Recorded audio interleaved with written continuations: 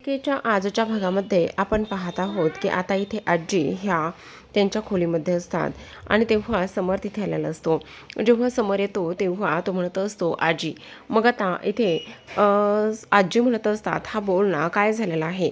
तेवढ्यातच इथे आता तो म्हणत असतो माझं तुझ्याकडे एक काम होतं, हे घे. तेव्हा आजी म्हणत असतात अरे बाबा वेडा आहेस का, माझ्यासाठी एवढ्या सगळ्या गोष्टी का आणि कशासाठी आणल्यास, एवढ्या सगळ्या गोष्टींची मला काही एक गरज नव्हती.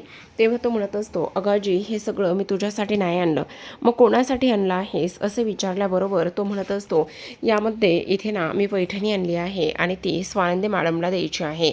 मग आता तेवढ्यातच इथे आजी म्हणत असतात अरे उलट चांगलीच गोष्ट आहे ना, तू स्वानंदीसाठी पैठणी आणलीस, पण स्वतः तू स्वानंदीला दे ना. तेव्हा तो म्हणत असतो नाही, मी दिली तर ते कसं वाटणार आहे, ते बरोबर नाही ना वाटणार, प्लीज आजी तू दे ना. अरे वेडायस का, मी नाही देणार, आणि तू आणलीस म्हटल्यावर मी कसं देणार बरं, आणि ते मला बरोबर नाही वाटणार. एक काम कर, तूच इथे स्वानंदीला ही पैठणी दे. आजी तू का ऐकत नाही आहेस माझं, प्लीज तुला म्हणतोय ना मी दे म्हणून, तर दे ना तू.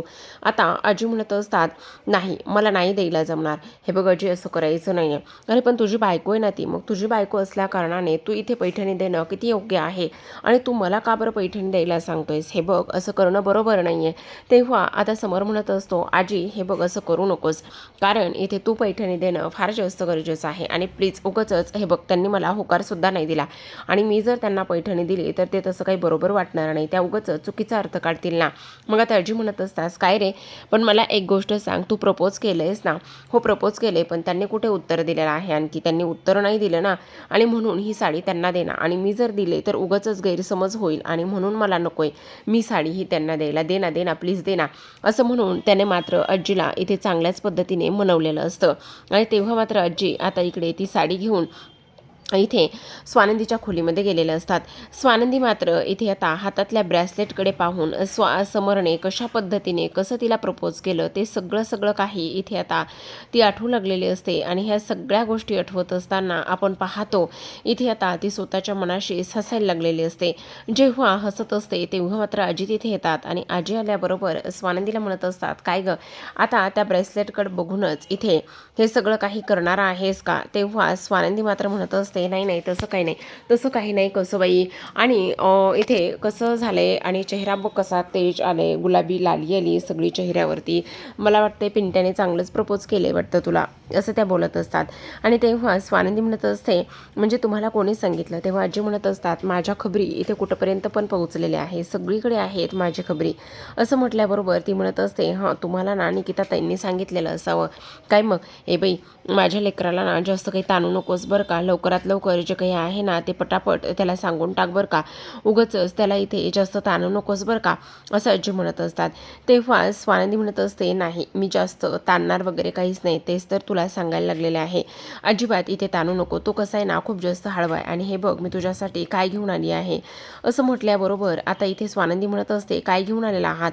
मग आता इकडे आजी म्हणत असतात हे मी तुझ्याकरिता पैठणी साडी आणलेली आहे, आणि ती साडी इथे पिंट्याने तुला द्यायला सांगितली आहे. मग आता ती म्हणत असते पण त्यांनी मला ही साडी का बरं नाही दिली, तुम्ही मला ही साडी का बरं घेऊन आलेला आहात, असे इकडे स्वानंदी विचारत असते.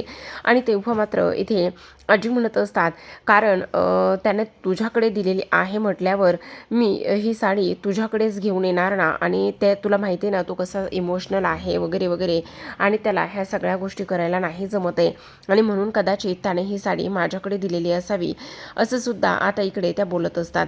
आता हे सर्व काही बोलल्यानंतर स्वानंदी म्हणत असते बरं ठीक आहे, पण तुम्ही नका काळजी करू. हो बाई मी नाही काळजी करत आहे, पण ही साडी नेस बरं का.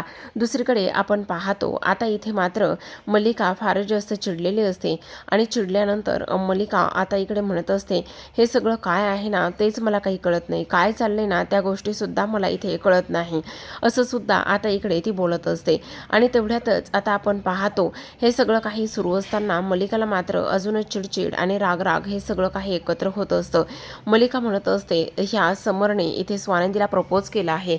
इथे समर मात्र माझ्या ऐकण्याच्या बाहेर नव्हता आणि समर माझ्या ऐकण्याच्या बाहेर नसताना सुद्धा आता मात्र त्याने हे सगळं ह्या पद्धतीने केले ना, ते मात्र मला अजिबातच सहन होत नाही असं सुद्धा आता इकडे ते बोलत असतात.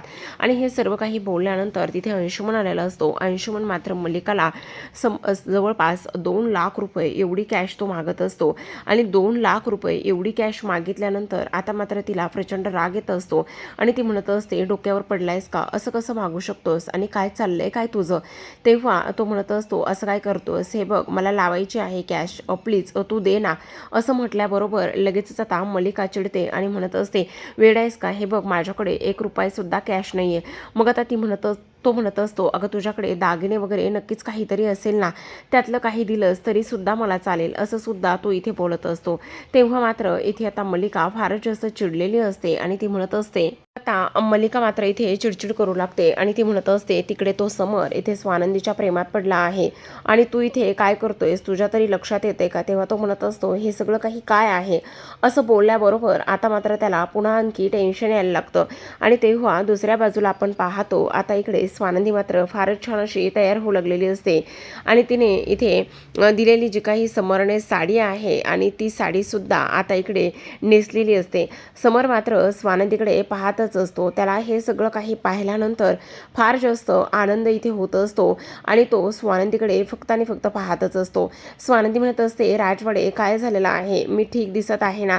तेव्हा तो म्हणत असतो, हो स्वानंदी मॅडम तुम्ही अतिशय सुंदर दिसत आहात असं सुद्धा आता इकडे तो बोलत असतो. आणि हे सर्व काही बोलल्यानंतर आता आपण पाहतो की इकडे स्वानंदी म्हणत असते, पण राजवाडे खरंच मी चांगली दिसते ना. हो तुम्ही अतिशय सुंदर अशा दिसत आहात. पण आता इकडे समर म्हणत असतो, मी दिलेली साडी तर नेसलेल्या आहात, साडी नेसलेल्या आहात, पण इथे सगळ्यात महत्त्वाची गोष्ट म्हणजे मनातलं जे काही आहे ना ते मात्र अजून तरी सांगितलं नाही असं सुद्धा आता इकडे तो बोलू लागलेला असतो. आता हे सर्व काही बोलल्यानंतर आपण पाहतो इथे आता लगेचच दुसऱ्या बाजूला मात्र समरला आनंदचा कॉल आलेला असतो आणि समरला आनंदचा कॉल आल्यानंतर लगेचच आता इथे आनंद म्हणत असतो, अरे तू कुठे आहेस. तेव्हा तो म्हणत असतो, हां बोल ना काय झालेलं आहे. तेव्हा तो म्हणत असतो, अरे एक मीटिंग आहे ना, त्या मीटिंगसाठी आपल्याला ताबडतोब जावं लागेल असं सुद्धा आता इकडे तो बोलत असतो. आणि तेवढ्यात समर म्हणत असतो, तू काळजी करू नकोस. मग आता हे दोघेही जण ताबडतोब मीटिंगसाठी जाणार असतात. तेवढ्यात स्वानंद येते आणि स्वानंदी आल्याबरोबर म्हणत असते, राजवाडे काय झालेलं आहे. तेव्हा आता इथे समर म्हणत असतो, काही नाही स्वानंदी मॅडम मला ना मीटिंगसाठी अचानकच जावं लागणार आहे. असं बोलल्याबरोबर लगेचच आता आपण पाहतो इथे स्वानंदी म्हणत असते, राजवाडे तुम्ही माझ्यासोबत अर्धा तास येताल का म्हणून. तेव्हा लगेच आता इथे तो म्हणत असतो, हो हो काहीच हरकत नाही, मी अर्धा तास तुमच्यासोबत नक्कीच येईल, पण अर्जंटमध्ये आहे का. तेव्हा ती म्हणत असते, हो मला बाहेर भेटा ना प्लीज. आणि ते सुद्धा इथे दुसरे तिसरे कुठेही नाही तर मला आज वटपौर्णिमा इथे साजरी करायची आहे, त्या ठिकाणी तुम्ही येऊन भेटा ना प्लीज असं सुद्धा आता इकडे ते बोलत असतात. त्याचसोबत प्रेक्षकांनो आपण पाहतो इकडे मात्र मल्लिका आता शूशकडे आलेली असते आणि शूशने ज्या काही डिझाईन्स आहे त्या काढलेल्या दाखवलेल्या असतात आणि इथे दाखवल्यानंतर लगेचच आता ती म्हणत असते, हो काही जरी झालं तरी सुद्धा मला ना खूपच टेन्शन आलेलं आहे. अगं टेन्शन काय आलेलं आहे, तुझ्या गोष्ट लक्षात येते का. तिकडे जो समर आहे ना त्या समरने स्वानंदीला प्रपोज केला आहे. तेव्हा ती म्हणत असते, अरे वा इथे जिजूने शेवटी प्रपोज केलं तर वाव ही किती आनंदाची गोष्ट आहे असं सुद्धा ती बोलत असते. तेव्हा ती म्हणत असते, हो पण मला एक गोष्ट सांग, जेव्हा तुझं लग्न झालं होतं तेव्हा तुझी वहिनी म्हणजेच तुझी ताई इथे तुझ्यासाठी हॅपी होती का, नव्हती ना हॅपी. मग मला सांग तुला एवढा आनंद होण्याची काय गरज आहे. तेव्हा ती म्हणत असते, हां अगदी बरोबर बोलताय. मग मला एक गोष्ट सांग, ती आज इथे वडाला सुद्धा जाणार आहे, ती जर वडाला गेली तर मग तुझं काय होणार आहे आणि तुझी इथे तू कशा पद्धतीने हे सगळं करायचं आहेस, काय करायचं आहे, ह्या सगळ्या गोष्टी तुझ्या लक्षात येत आहेत का. तेव्हा ती म्हणत असते, पण मी काय केलं पाहिजे असं नाही, पण तो ताबडतोब जायचं आणि ताबडतोब तिला म्हणायचं की काही जरी झालं तरीसुद्धा वडाला मात्र अजिबातच जायचं नाही असं तू स्पष्टपणे सांगायचं. तेव्हा ती लगेचच म्हणत असते, ठीक आहे काही जरी झालं ना तरीसुद्धा इथे ताई वडाला जाणार नाही ह्याची मात्र मी पूर्ण काळजी घेईल असं सुद्धा आता इकडे ती बोलत असते. आता हे सगळं काही बोलून झाल्यानंतर इथे दुसऱ्या बाजूला आपण पाहतो आता इथे निकिता आणि स्वानंदी ह्या दोघीजणी फोनवरती बोलत असतात आणि दोघीजणी फोनवरती बोलत असताना असं पाहायला भेटतं की आता इथे समर जो आहे तो इथे ऑफिसच्या कामासाठी मीटिंगसाठी गेलेला असतो आणि जेव्हा तो ऑफिसच्या कामासाठी मीटिंगला जातो त्यावेळेला मात्र इथे आता निकिता म्हणत असते, हा आनंद पर्णा खरंच वेडा आहे, काय गरज आहे एवढं सगळं काही करण्याची आणि त्याचबरोबर इथे त्याला कळतच नाहीये असं इकडे ती बोलत असते. आणि थांब आता मी ना ताबडतोब त्या आनंदला कॉलच करते कारण समरला कळत नाही का ह्या सगळ्या गोष्टी. तेव्हा स्वानंदी म्हणत असते, नाही नाही निकिता ताई अजिबात कॉल वगैरे काहीच करू नका कारण जर आपण कॉल वगैरे केला ना तर उगाच त्यांच्या कामामध्ये लक्ष लागायचं नाही आणि त्यांची चिडचिड होईल. मग त्या निकिता म्हणत असते, स्वानंदी तू अजिबात काळजी करू नकोस, जे काही होईल ना ते सगळं मी बघून घेईल, तुला काळजी वगैरे करण्याची अजिबात गरज नाही असं म्हणून निकिताने फोन ठेवलेला असतो. स्वानंदी मात्र खूपच छान अशी तयार झालेली असते आणि तयार होऊन आता इकडे ती बाहेर आलेली असते. जेव्हा बाहेर येते तेव्हा आजी मात्र म्हणत असतात, वाव स्वानंदी खरंच किती कमाल दिसतेस तू, तुला पाहून खरंच खूप जास्त आनंद झाला आहे असं सुद्धा आता इकडे ते बोलत असतात. आता हे सर्व काही बोलल्यानंतर तेवढ्यातच इथे शुश आलेली असते, मल्लिका सुद्धा असते. मग आता इकडे स्वानंदी नमस्कार करत असते आणि तेव्हा शुश म्हणत असते, हे काय तू कुठे निघालीस? तेव्हा ती म्हणत असते, कुठे म्हणजे आज वटसावित्रीची पूजा करायला, वडाची पूजा करायला निघालेली आहे, वटपौर्णिमा आहे. तेव्हा ती म्हणत असते, पण हे सगळं तू कोणाला विचारून चाललेली आहेस आणि मला विचारलंच नाहीयेस तू. तेव्हा मात्र इथे आता आजी म्हणत असतात, एक मिनिट शुश काय बोलतेस कळतंय का? तुझ्या ताईंशी बोलण्याची ही कुठली पद्धत आहे?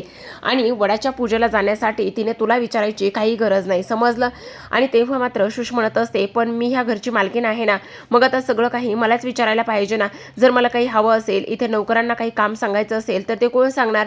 आणि त्यामुळे इथे मी ताईला बऱ्याच गोष्टी सांगितल्या होत्या त्या आज करायच्या आहेत, त्यामुळे ती कुठेच जाऊ शकत नाही.